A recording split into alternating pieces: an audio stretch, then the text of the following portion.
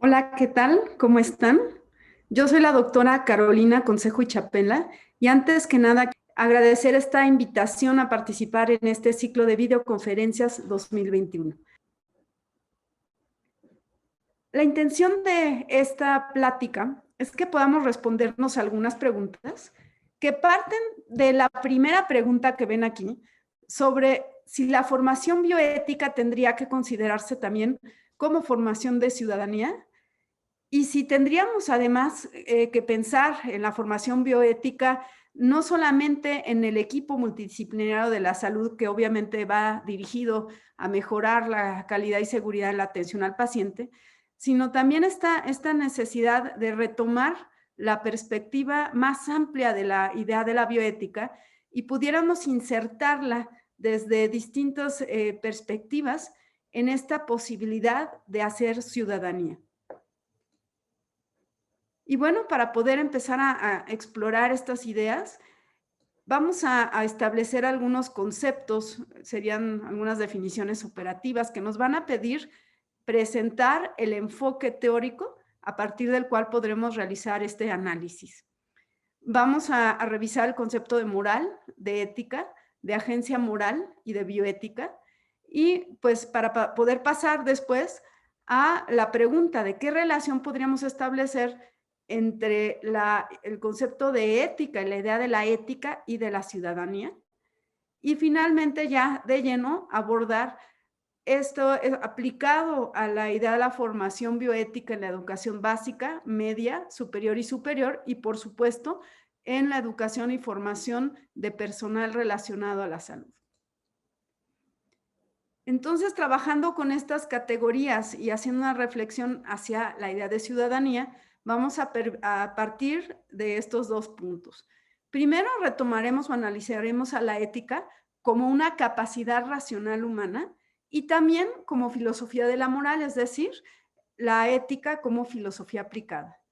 Además de eso, pues tendremos la revisión del concepto de moral, pensando en la moral como aquel conjunto de valores que guían o pueden guiar cotidianamente las acciones de miembros de una comunidad específica, que en muchas ocasiones no necesariamente sea explícita, que va a tener que ver con la fundamentación de los criterios que se adoptan sobre el bien, sobre el mal, mediante costumbres que se pueden reflejar en formas de actuación, en creencias, en tradiciones, y que van a dar hasta cierto punto identidad y pertenencia, idea de pertenencia a un grupo o idea de no pertenencia a ese grupo, y pueden ser fundamento también de normas, tanto no escritas como escritas, y por lo tanto su relación con la ley.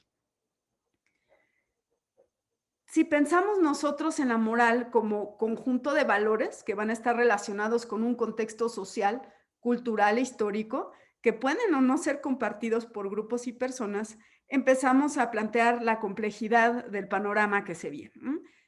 Podríamos pensar nosotros que la mujer que está abajo, a la derecha, probablemente pues, pueda ir de viaje al país al cual pertenecen las mujeres que están arriba, y a lo mejor decide salir al hotel o acercarse al mar y viste su traje de baño. Si vemos nosotros el contexto en el que a lo mejor estaría esta mujer disfrutando del entorno y del espacio, probablemente se encuentre con las mujeres que ven ustedes arriba. Y ahí yo me preguntaría, bueno, ¿cuál sería la impresión de una y otra mujer con respecto a cómo me he visto y qué estoy haciendo allí? ¿Será correcto lo que estoy haciendo? ¿Será incorrecto? ¿Cuáles serán los referentes que se tienen de normas morales implementadas con respecto a lo que yo puedo hacer como mujer o las decisiones que yo pueda tomar? Y al final, pues les pido observar la imagen del medio, en donde tenemos a lo mejor una mujer que podría ser de la misma comunidad, misma sociedad o mismo país de las de arriba, pero que está expresando algo. Les pido que se queden con esta imagen que tenemos aquí.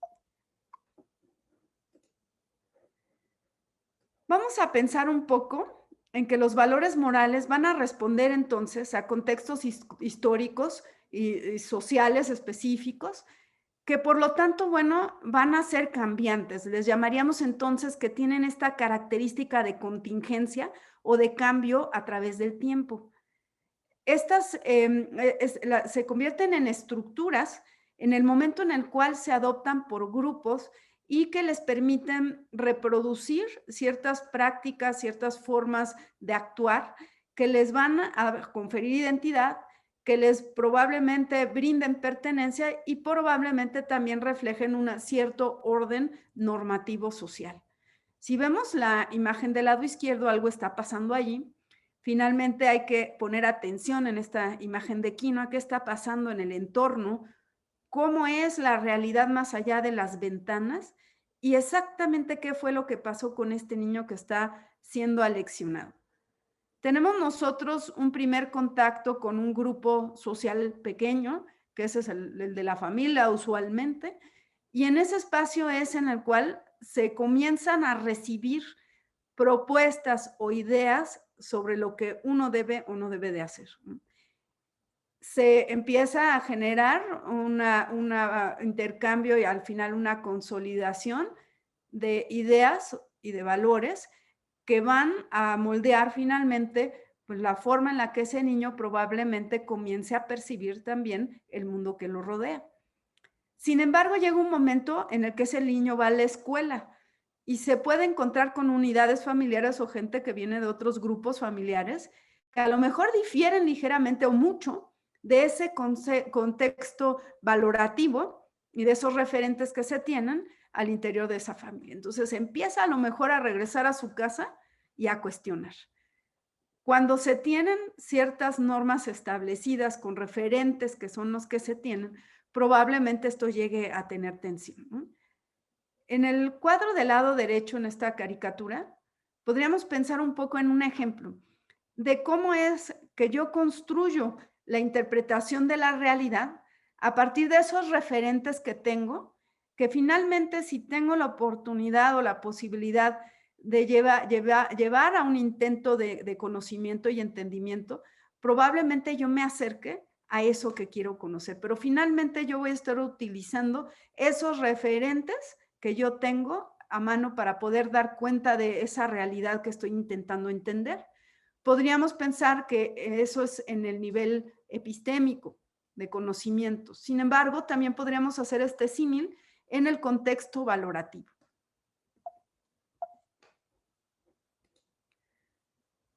Teniendo en cuenta esto, nos topamos con un primer problema. Podríamos nosotros pensar que gracias a que existen contextos sociales, históricos y culturales, existirían usos y costumbres que a lo mejor yo podría defender y decir se tienen que respetar porque en este caso pues responden a esa cultura. Pero ¿hasta dónde es factible hacerlo así y hasta dónde es necesario sentarse a reflexionar y tomar distancia justo de cómo es que están estructuradas estas normas sociales en relación a la estructura valorativa, lo que se considera adecuado, se considera inadecuado? Y aquí entraría la primera problemática. ¿Existe la posibilidad de establecer absolutos o principios morales como referentes universales? ¿Nos van a ayudar a resolver las situaciones en cualquier circunstancia? Entonces, por un lado, tengo yo propuestas que nos dicen, tenemos nosotros que entender el contexto en su diversidad, en su localidad, con relación a ese contexto social, cultural, histórico, y otras que nos dicen es necesario establecer principios universales a la luz de los cuales podamos nosotros entender la diversidad de circunstancias que se puedan dar en el terreno de la valoración moral. Y también existen otras propuestas que retoman de ambos y dicen, bueno, si bien necesitamos nosotros referentes universales, nunca podemos dejar de entender el contexto y la circunstancia, incluso hasta contingente, de ese caso que se me presenta. Esto nos va a dar una idea más adelante de cómo es que se fundamentan algunas teorías de la ética que nos van a ayudar como herramientas para entender e intentar resolver problemas de índole bioético. Vamos a pensar entonces en un consenso moral de un grupo. Este grupo es un grupo de personas que probablemente están intentando hacer justicia por propia mano, por la circunstancia que se esté dando en ese momento, se cree que es adecuado hacerlo de la manera que ustedes están observando. En esta situación, a lo mejor se cree que es moralmente adecuado aventar piedras, pegar con palos, dado que es la forma en la que ese momento se cree que se debe de actuar de la manera más justa. Sin embargo, si existe la posibilidad de detenerse y hacer un análisis racional de lo que en ese momento estoy yo haciendo y está haciendo el grupo y tomar distancia, probablemente yo esté en otro nivel de análisis. Entonces, fíjense cómo puede haber consensos morales que nos puedan llevar a hacer acciones éticamente cuestionables. Ahora, cuando estamos embebidos en este contexto, en donde lo que tengo en el entorno son mis referentes, ya sea epistémicos o valorativos, puede llegar a ser difícil el intentar entender lo que pudiera haber más allá de ese referente interpretativo y valorativo. Esta es una representación de la alegoría de la caverna de Platón, que ustedes a lo mejor ya conocen, en donde narra aquí Platón a través de la historia de Sócrates, esta leyenda, en la cual existen una serie de personas que están amarradas abajo de la tierra, que nacieron allí, a lo mejor llevan varias generaciones y lo único que han conocido son una serie de sombras proyectadas en la pared que otros personajes atrás realizan. Un día uno de ellos escapa y ve el mundo afuera y se da cuenta que existen muchas otras cosas. Sin embargo, lo vuelven a atrapar, lo bajan, lo amarran y de inmediato quiere dar cuenta de lo que acaba de mirar allá afuera. No tiene a lo mejor las palabras, no existe el lenguaje para poder expresarlo, entonces va a tener que utilizar esos elementos de su entorno referencial, tanto epistémico como a lo mejor incluso valorativo, para dar cuenta del mundo que acaba de ver. Y pueden suceder distintas situaciones, pero muchas veces sucede que dado que hay una mayoría que en ese momento tiene como únicos referentes lo que observa, lo que conoce y lo que ha vivido, a lo mejor va a encontrar dificultad para que pueda dar cuenta de esa otra realidad.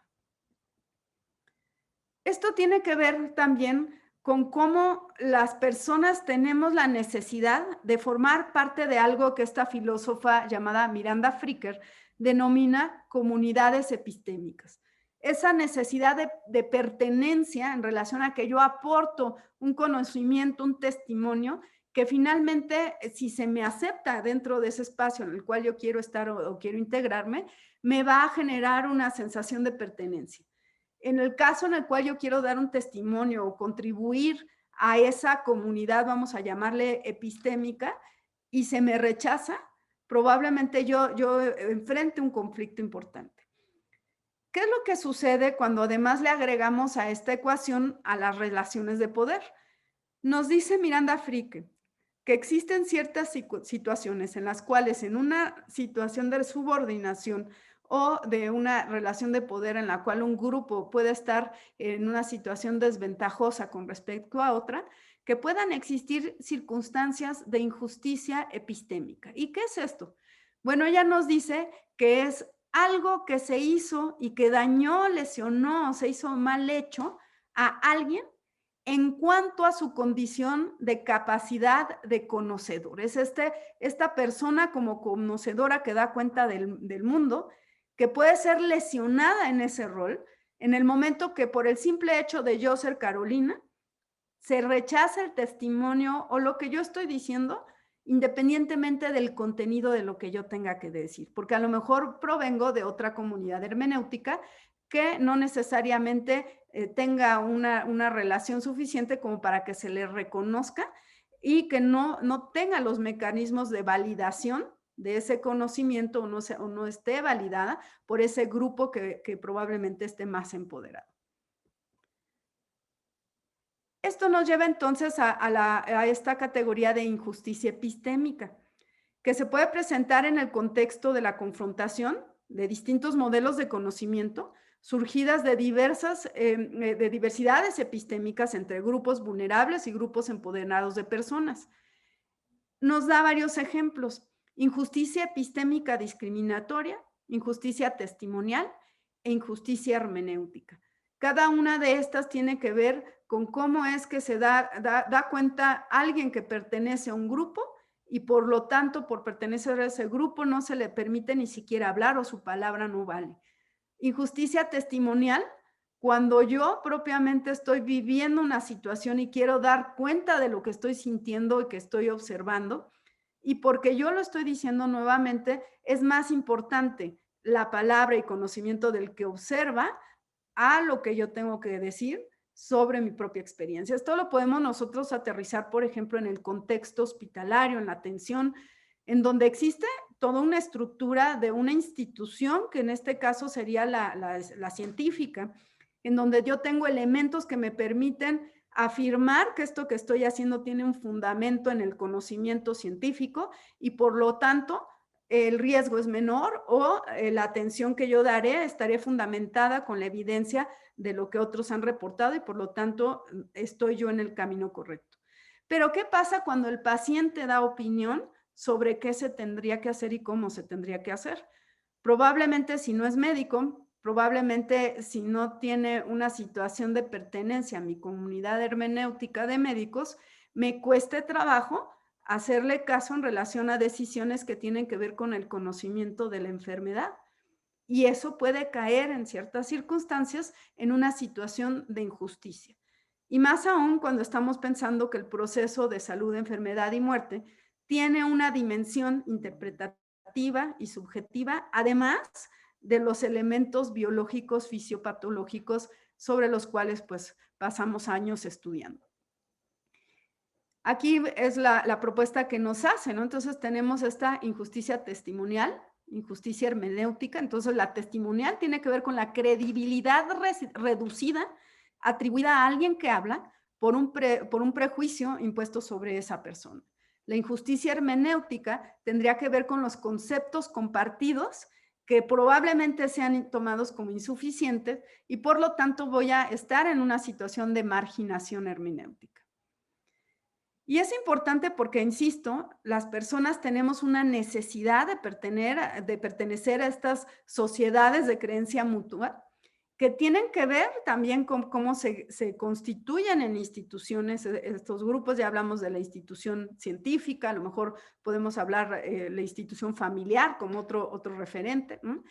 Y a ello, Michel Foucault, un filósofo francés, plantea la relación estrecha que se tiene entre las relaciones de poder y la producción o mecanismos de validación del conocimiento. Sanford Goldberg habla justamente de la necesidad de la contribución a crear normas de creencia mutua. Entonces, no solamente es que yo aporto el conocimiento y que lo validen, sino yo también tengo esa necesidad de determinar cómo y bajo qué referentes se va a decidir que lo que tengo que decir es válido. Y bueno, lo que ya hemos platicado de Miranda Fricker. ¿Por qué es importante? Bueno, porque todo esto tiene que ver con el conocer, ese sujeto que es conocedor o que da testimonio de la realidad. Y la realidad tiene muchas áreas, ¿no? Una realidad posible sería ese mundo de lo público, en donde se llevan a cabo relaciones, en donde existen construcciones de valores, y yo, persona, tengo la posibilidad también de analizar y entender esa realidad del mundo de lo moral. Podríamos nosotros empezar a definir entonces que la moral sería ese espacio, bueno, ese conjunto de valores que se generan en ese espacio de lo colectivo, que viene del griego, de la palabra griega que vemos aquí, que significa hábito, y que va a estar atravesada por circunstancias culturales, sociales, históricas, incluso políticas, y que va a tener que ver con esa circunstancia de identidad colectiva. Puede ser que yo pertenezca a ese grupo moral o puede ser que no pertenezca. Por otro lado, yo tengo esta otra dimensión que es la dimensión del ethos.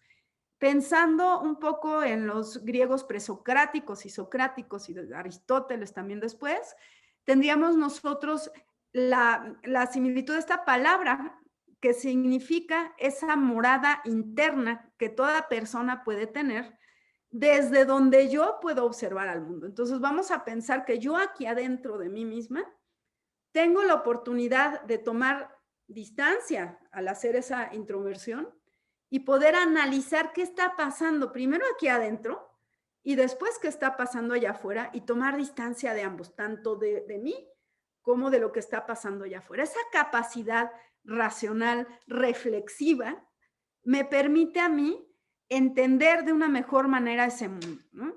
No simplemente partir de lo que allá afuera en ese ámbito de lo moral se establece como referente o como fundamento, sino la posibilidad de cuestionarlo y en su caso a lo mejor aceptarlo, pero a partir de ese análisis racional que pone a las personas en un nivel diferente, dirían los griegos, a los animales. Nosotros como personas somos animales racionales. Entonces yo tengo la capacidad de pensarme a mí misma, de analizarme a mí misma y analizar a los demás y analizar esa relación que yo puedo tener o el lugar que yo te puedo tener frente a los demás, esa capacidad racional. Esta circunstancia me permite entonces, a través del ejercicio de mi racionalidad, tener la posibilidad de hacer uso de mi libertad, es decir, el poder tener autonomía y esto en un momento dado llevar al autogobierno, esa situación de yo ser animado, ¿por qué animado? Porque tengo movimiento que va a ser dirigido por mi racionalidad y que me permite a mí avanzar hacia donde yo quiero en la vida, ¿no? Por eso dicen también en este contexto, en el mundo helénico y griego, que el ser humano es un ser teleológico, quiere decir que tiene un sentido, va hacia algún lado. ¿Hacia dónde va? Hacia donde la razón decide que quiere ir. Para poder ir hacia allá, yo necesito tener algo que me impulse. Y hay esa otra parte mía que nunca me voy a dejar de dejar al lado, que es la parte animal de las pasiones. Yo soy biología, pero también tengo esta otra parte de las pasiones que en ese contexto lo asociaban con esta circunstancia de animalidad. Y por lo tanto, como animal racional, puedo empezar a trabajar sobre esa parte animal hasta empezar a dominarla con mi racionalidad. Ese ejercicio, que es algo que se va haciendo a lo largo de la vida en un constante trabajo, me permite eventualmente dominar mis pasiones y avanzar mucho mejor hacia donde yo quiero ir. Y por lo tanto me permite tener mayor libertad. Y esto lo cristaliza Sócrates, bueno, en este caso Platón, a través de los diálogos, en un capítulo que se llama sobre el alma, ¿no? Que sería, en este caso, una alegoría de un caballo, digo, un carruaje alado que está jalado por dos caballos y está dominado por un jinete. Y aquí está representando, los caballos representan esta parte biológica y de las pasiones, que es necesaria para el movimiento del carro. Pero para que no se desboquen y se vayan a donde sea, yo necesito a la razón y esa está representado con este jinete. Esa capacidad de dominio de las pasiones, de poder avanzar con prudencia, decían, ¿no? A través de poder tomar adecuadas decisiones y qué es lo adecuado, aquello que tenga un justo medio. ¿Y qué me va a dar ese justo medio? El contexto, la situación específica que yo voy a analizar. Eso va a permitir que yo como persona pueda irme moviendo en la vida, ¿no? Y por eso es esa alegoría del carruaje alado. ¿Hacia dónde voy? Pues voy a elevarme hasta donde yo quiera elevarme, según la voluntad que me va a permitir hacer ejercicio de mi libertad y llegar hacia donde yo quiero. Y esto lleva, pues, no solamente a avanzar yo en la vida, sino también en el ejercer una forma de vida que me permite la felicidad, que eso es otro elemento importante. Entonces, estas palabras, frónesis, pensamiento, la posibilidad de con mi racionalidad ir avanzando, implica también el cuestionar constantemente para poder avanzar. Si yo doy por hecho todo ya en la vida, difícilmente mi alma va a avanzar. Por lo tanto, se requiere ese constante escrutinio, análisis de mí mismo y del entorno para poder seguir teniendo ese movimiento. Y por lo tanto, cada vez que yo cuestiono y me encuentro con algo que se acerca a la realidad, eso también es una fuente de felicidad y pues se cristaliza en esta palabra aletheia, que aletheia tiene que ver con la idea del acercamiento a la verdad, pero esa actitud de emoción y de asombro cuando ya mi razón está quitándole el velo y eso que encuentro me genera mi felicidad. Es tan importante esto para estos autores que van a definir la diferencia entre las personas y los animales en cierto momento y por lo tanto va a marcar lo que tendría que ser una vida virtuosa, que es esa posibilidad de hacer ejercicio de la racionalidad humana para poder fortalecer al ethos, a la posibilidad de trabajar a logos y que me permite a mí avanzar hacia donde yo quiero. Y por lo tanto, esta condición de animal racional humano que puede hacer ejercicio de la libertad a través del fortalecimiento de esa capacidad del ethos, me lleva a esta otra definición que sería la idea de la agencia moral.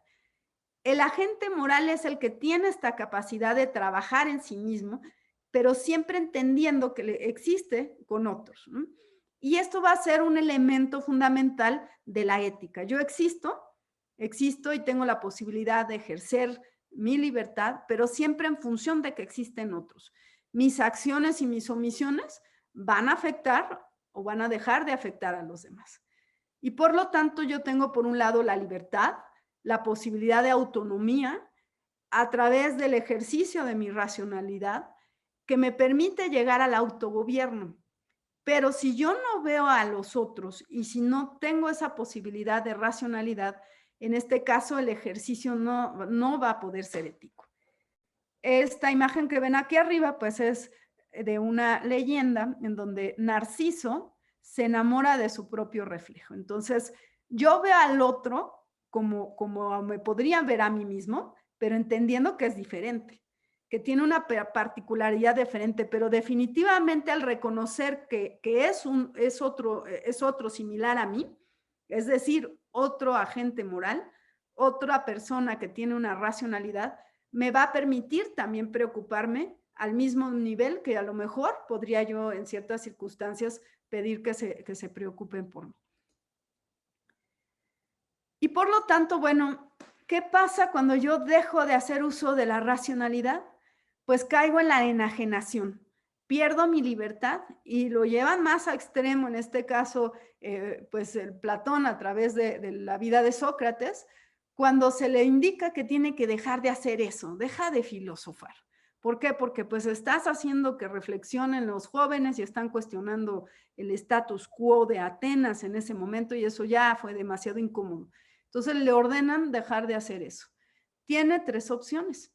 Irse de Atenas, y ahora vamos a ver con el tema de la ciudadanía cómo eso no era una opción en ese mundo griego, porque irse de Atenas y perder la ciudadanía era prácticamente dejar de ser persona. Por otro lado, podría tomarse un veneno y con eso fallecer o dejar de filosofar. Dado que el dejar de filosofar implicaba perder la libertad, la decisión final de Sócrates fue el terminar con su propia vida a través de la toma de la cicuta, que era este veneno que se tenía aquí preparado.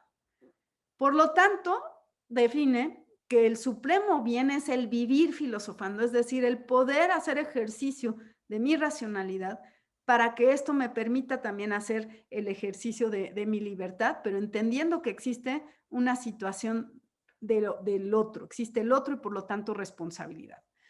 A lo largo de la historia de la filosofía, especialmente la filosofía occidental, se tiene siempre de frente a la autonomía y frente al ejercicio de la libertad, la dimensión de la responsabilidad. Y esta idea de la responsabilidad humana implica que como alguien que tiene esta posibilidad de agencia moral, de racionalidad y de voluntariedad, voy a ser autor y causa de las propias acciones.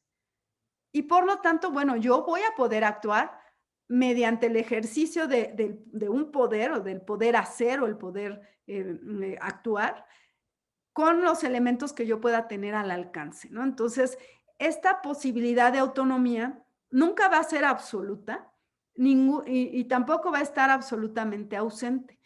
podemos tener grados diferentes de autonomía y posibilidades de hacer ejercicio de esa voluntad, también dependiendo de esas circunstancias.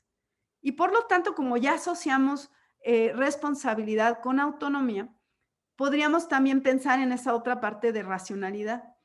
¿Qué sucede cuando yo cometo una acción que tiene un resultado adverso? Vamos a pensar en mi práctica médica. Una cosa es actuar sin saber. Yo actúo sin saber y lesiono.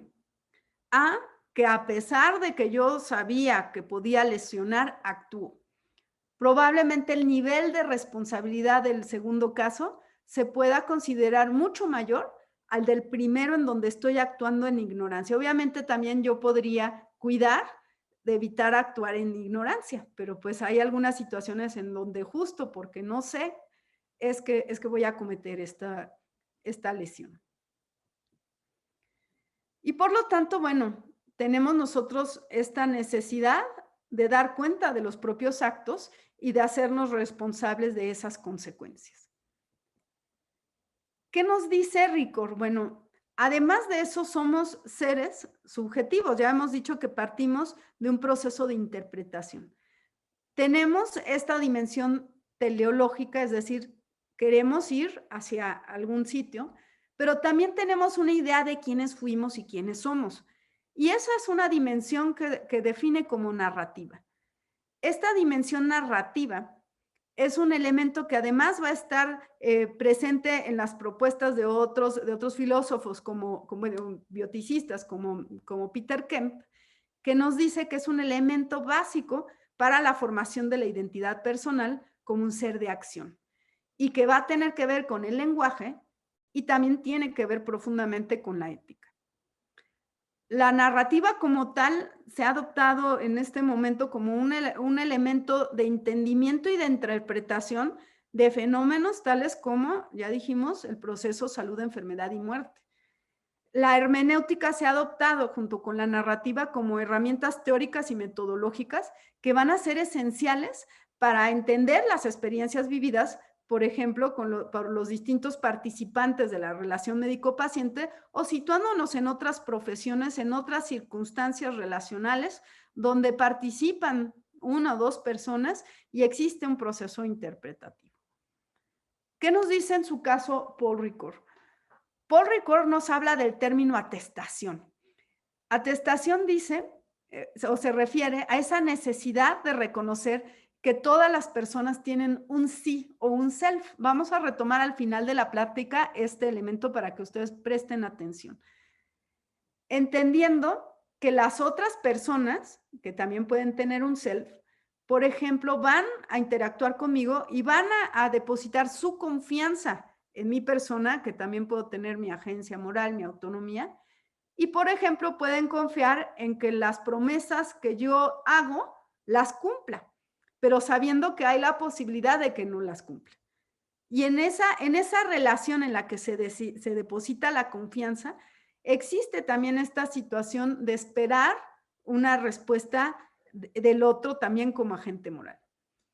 Entonces, ese ser o ese self implica siempre que vamos a hacer con otros, implica el ser responsable de las consecuencias de los actos con los demás y va a tener que ver con esa situación relacional. Vamos a pensar entonces en regresándonos al mundo de lo moral, del contexto moral valorativo. Nos dice el filósofo Tristan Engelhardt, que vamos a ver también más adelante, que nosotros vivimos en un contexto de relaciones que se establecen en un mundo de extraños morales. ¿Qué quiere decir esto? Bueno, que a pesar que a lo mejor venimos de un mismo país, a lo mejor vivimos en una misma ciudad, la forma de percibir al mundo va a variar. Probablemente tengamos sistemas de creencias, de prácticas propias que se asemejan a lo mejor a la de mi familia, pero incluso adentro de la familia puede haber diversidad, que tiene que ver con elementos epistémicos, antropológicos, que va a estar relacionado también con sistemas de valores morales, que a lo mejor, vamos a pensar en ese contexto hospitalario de la relación médico-paciente, van a entrar en tensión y por lo tanto pueden generar conflicto. Y esto nos lleva entonces a entender un poco también cómo si se le agrega una estructura de relaciones de poder en las cuales se está validando una forma del conocer o de dar testimonio, se está validando una forma de establecer valores morales.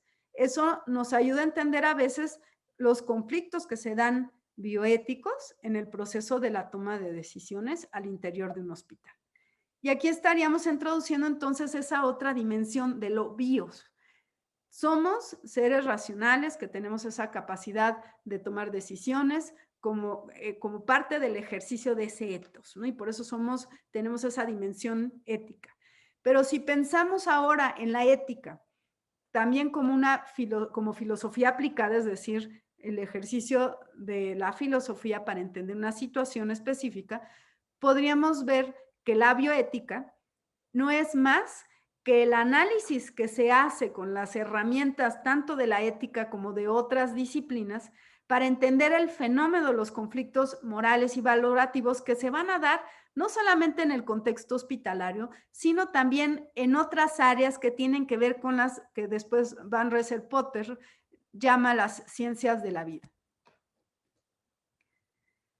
Haciendo un resumen de lo hasta ahora platicado, entenderíamos entonces que la ética lo que va a ayudarnos es a entender esa diversidad de circunstancias en el mundo de lo moral, nos va a ayudar a identificar cómo es que se relaciona estos consensos a veces morales con la generación de normas escritas y normas no escritas. Nos va a ayudar a entender la relación que tiene la moral con la estructura de normas escritas que después pueden generarse como sistemas jurídicos. Y nos ayuda a entender entonces las tensiones que probablemente se puedan dar ahí. Por lo tanto, tiene la obligación de siempre estar vigilante y analizando. Partimos en el mundo lo cotidiano, día a día, de la realización de juicios. A veces no los decimos, los pensamos, que tienen que ver con opiniones sobre valores y sobre circunstancias que probablemente no pasen por un proceso suficiente aún de reflexión.